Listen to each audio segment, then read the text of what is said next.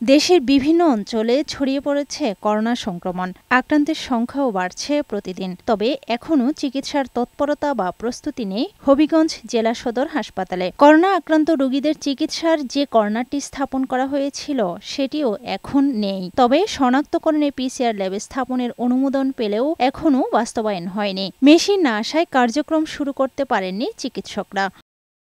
2020 সালে corona virus শনাক্ত করতে হবিগঞ্জ সদর হাসপাতালে পিসিআর ল্যাব স্থাপনের অনুমোদন হলেও এখন পর্যন্ত বাস্তবায়ন হয়নি। সচেতন মহলের দাবি, ব্যাপক হারে বৃদ্ধি পাওয়ার আগে যেন হবিগঞ্জ সদর হাসপাতালে পিসিআর ল্যাব স্থাপন করা হয়। এখানে ডাক্তার আছে, সবাই আছে, কিন্তু করোনা টেস্ট করবার জন্য যে কিট দরকার সেই সামান্যতম কিটের ব্যবস্থা নেই। জ্বর, কাশি, সর্দিতে দেখা দিল আমরা দেখছি যে এখন পর্যন্ত করোনা শনাক্তকরণের কোন ধরনের কার্যক্রম গ্রহণ করা হয়।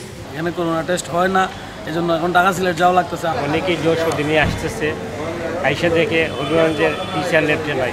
করোনা উপসর্গ সর্দি, জ্বর, কাশি নিয়ে রোগীরা হাসপাতালে আসলেও পরীক্ষার অভাবে মিলছে না সেবা। চিকিৎসা না পেয়ে অনেক রোগী সিলেট ও ঢাকার হাসপাতালে যাচ্ছেন। ইতিমধ্যে আমাদের অধিদপ্তর এবং মন্ত্রণালয়ের সাথে জুম মিটিং করেছি। আমাদেরকে আসলে র্যাপিড অ্যান্টিজেন টেস্ট, যেটা দ্রুত সময়ে ডায়াগনোসিস করা একটা কিট, সেটা যদি পাই তাহলে হয়তো আমরা বলতে পারবো যে আমাদের কমিউনিটিতে হবিগঞ্জে বর্তমানে কোভিডের প্রকোপ কতটুকু। আমরা এখনও এই মুহূর্তে ওরকমভাবে কোভিড টেস্ট করতে পারছি না। প্রয়োজনীয় চাহিদাপত্র তৈরি করে প্রেরণ করা হয়েছে সংশ্লিষ্ট মন্ত্রণালয়ে। কিট সহ অন্যান্য সরঞ্জাম এলেই পরীক্ষা শুরুর আশ্বাস ওই কর্মকর্তার। আফরোজা সুলতানা, বৈশাখী সংবাদ।